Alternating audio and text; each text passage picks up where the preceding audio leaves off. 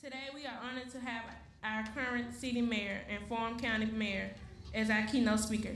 Please give him a hand please give him a handstand. Welcome our Mayor A.C. Wharton.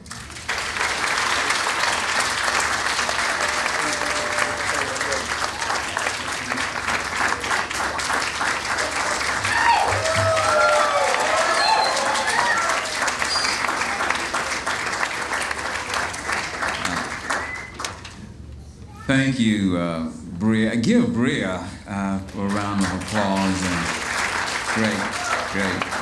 You know, we often take things for granted like that, but as long as I've been around, sometimes I get nervous when I get up here, but look where she's so well on her way. So just congratulations. So job well done. To Mark, and where did Kenya get to? Thanks so much for all you did. Thanks for inviting me.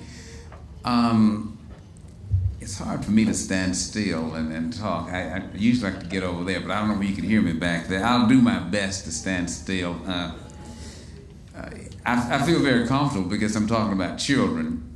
I really don't see myself here as a mayor, but as a parent and now a proud grandparent times 3. And one of whom is attending Peabody. Any Peabody students? Great. Andrew is in kindergarten there, so we're over there.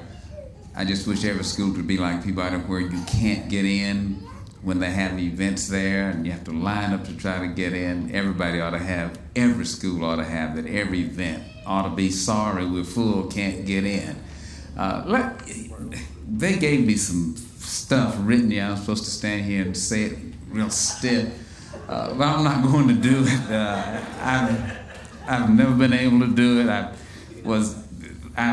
Someone sent me Wendy Copp's book, and I'm supposed to stand up here and read out of it, but I mean, you know all what's in that book anyway. So what I'd like to do is just take a few minutes and just talk from deep within, as opposed to the numbers. You know the numbers.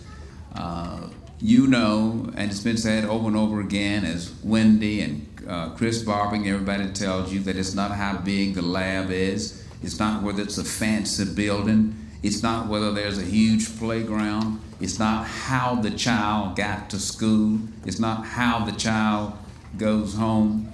But it's what people do inside the classroom. Effective teachers, effective principals, caring teachers, caring principals, caring parents who, once they go to stand-up university, know how to interface with the personnel of the school system and other folks in the community to demand and get the best for their children. You would probably think I would be running around town just excited. Well, let me back up and do this. As an old trial lawyer, I have to tell you about courtroom experiences. When I was practicing law, I was representing a man who had gotten behind in his child support down at juvenile court. He was a somewhat influential man, so I told him I would go down there personally as opposed to sending somebody with me to represent him. There had been a mix-up in his payments. And so the judge told me, once we cleared it up, he said, Attorney Wharton, why don't you go over there to the clerk's office with your client to make sure there are no mistakes. So I said, sure. It was a Friday afternoon, so I go to the clerk's office, and we're standing in this long line. And there was one fella in front of me. He was just singing and shouting. He was just shouting because he said this was his last time coming down there. He was just shouting for joy. And I'm standing there behind him with gray hair, and he turned around and looked at me and he said, now, mister, how old are you? I guess I was 60 or whatever. And I told him, and he looked at me, he was a young man. He looked at me and said, mister, you must be a fool. In other words, what he was saying is that, now, I'm young.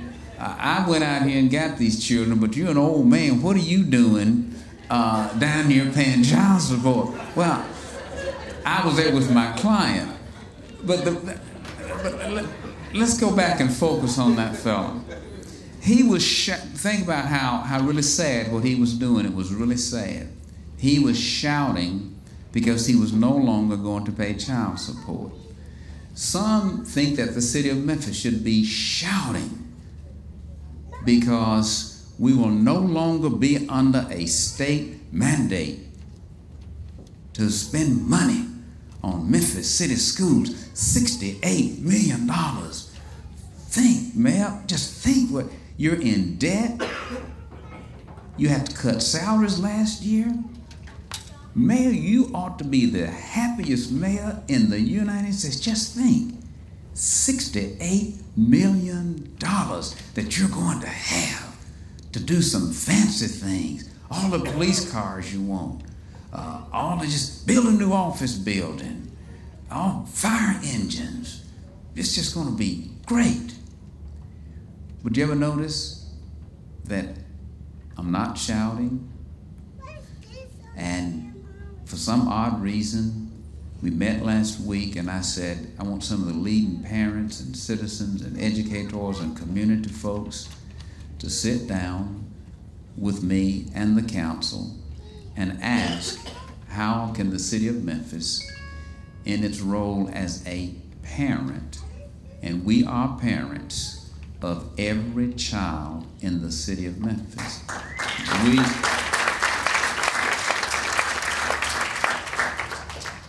We are not merely parents of these children, and this is the distinction that I always like to make.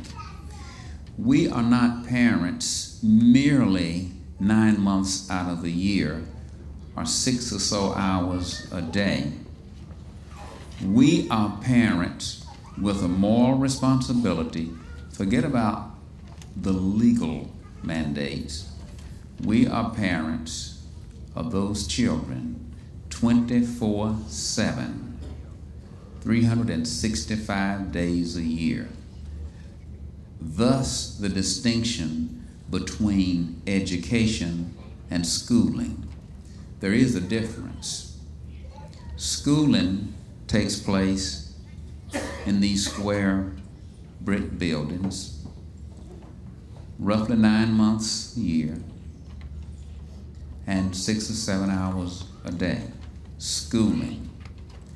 But schooling is not the total universe of education.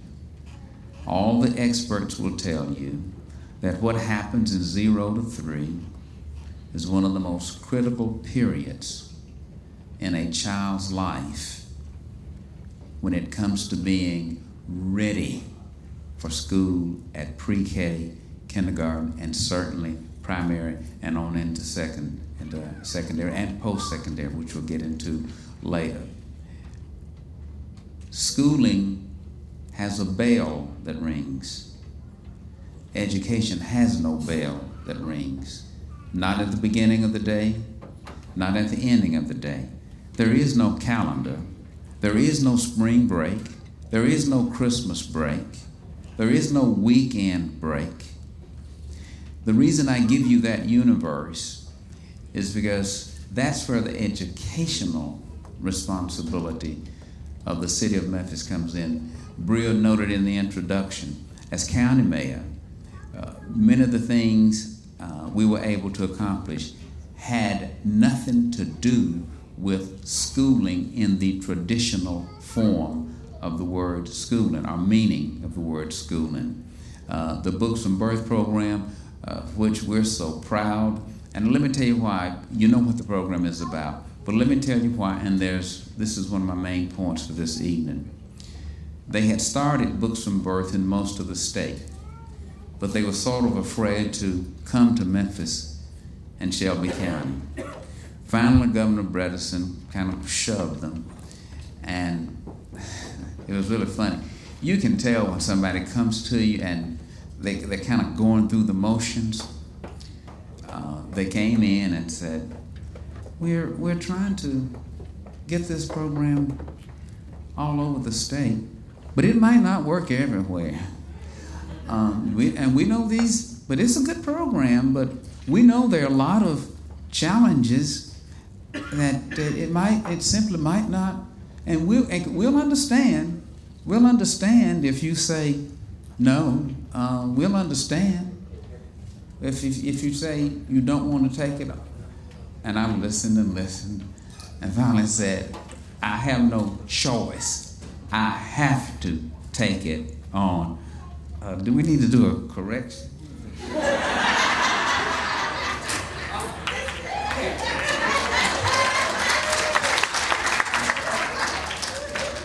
Yeah. Let me tell you what I kept. You notice I kept moving my hand. I thought maybe this thing was glass and my pants were zipped. I kept, and everybody kept looking.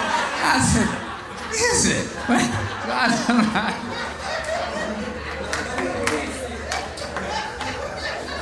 Thank you. You had me nervous there for a while. Sorry about that. Don't ever do that again. But finally, now, back to the books from Bury. So to me, it was a no-brainer. We needed it like no other county in the state. And let me fast forward. It's now the largest in the country. But more importantly, we're the only one in the country that has conducted an empirical study, and I'm proud to tell you this will be replicated throughout the country, in which we have established by Dr. Doug Emick from here at the university at least a 10% favorable differential between the children who were exposed to or had the books in their rooms and those who did not. Now, the point I make about that is this: when I read about, and you all have read much more than I have, and I've spent so many hours talking with Chris Barbie. If you look at what he saw in Houston, Texas, where things were not supposed to happen, if you look at Memphis, Tennessee, where things are not supposed to happen, I've got a chip on my shoulder about that. I basically say, knock that chip off my shoulder, because it must happen in Memphis, Tennessee. It shall happen in Memphis, Tennessee, and it's going to take everybody to get it done. It was not necessarily my responsibility as county mayor to start the Ready, Set, Grow program, in which at the end of it I was proud to go to the graduation, in which we had 32 centers with NACCE certification, top-notch training. We paid for degrees here at the university. For those, many folks were running daycare centers and or pre-K, a Head Start, but they did not have degrees in early childhood education and care, so we paid for them to get the master's degree. But the point I make is that that does not come under the category of an August to May school. That is outside the traditional school, and that's the areas in which I'm going to see that the city of Memphis maintains some responsibility. And I'm not an educational expert, but I'm calling in folks who will give me the information we need to come up with plans that will work for our children outside the classroom. There's absolutely no reason in the world that when a child leaves each of our hospitals at birth, all that little junk they put in those bags that you never use, why don't we have something in there that has your zip code, and it tells you where within your area there's every NACCE certified daycare program, early childhood program. And just think about this, that's not all of it. Cub Scouts, Girl Scouts, everything that makes the total child, but we don't have that, and it is within our reach.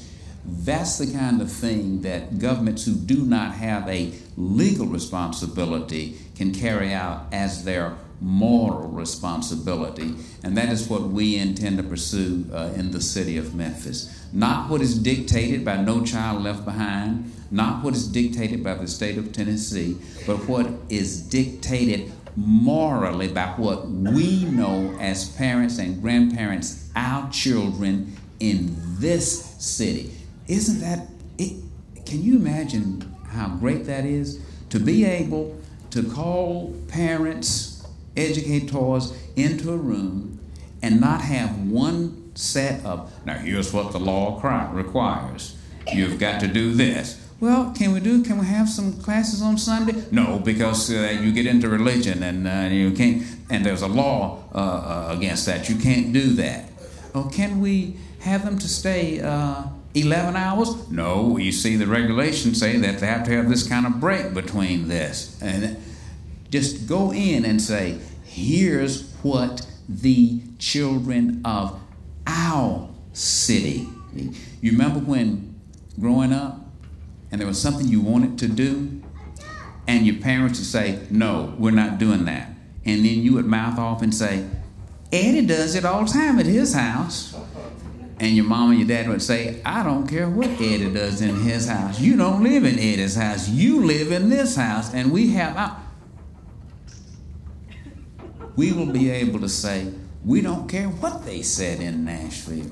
We don't care what they said in Washington. We know that our children need this. Memphis is a different place. I have been in the streets of this city as a public defender, as a legal services, and what works in Brooklyn won't work in Memphis. What works in LA, we have to go out and find out what our children need, what our parents need, what our community leaders need. And one other thing, anytime you look at Jeffrey Canada's programs in New York, you look at Chris Rock, there's one thing.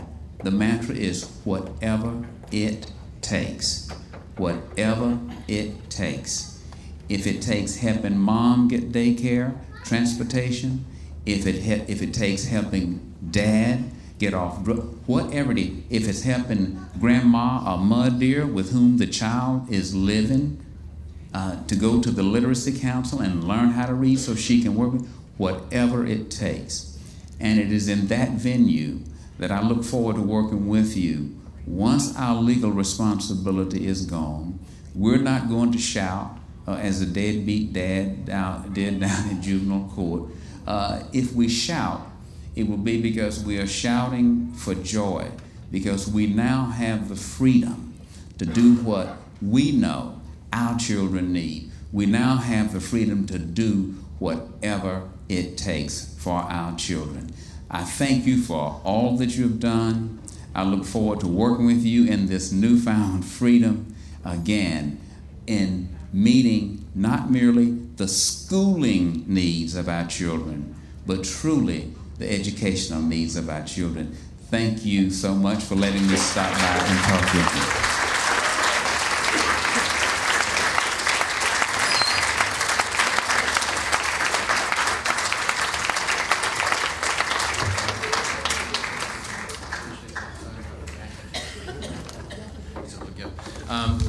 I almost don't have to say anything too much more tonight because it's so nice to hear that we have such a strong advocate in our city. And we just want to thank you again for being here tonight.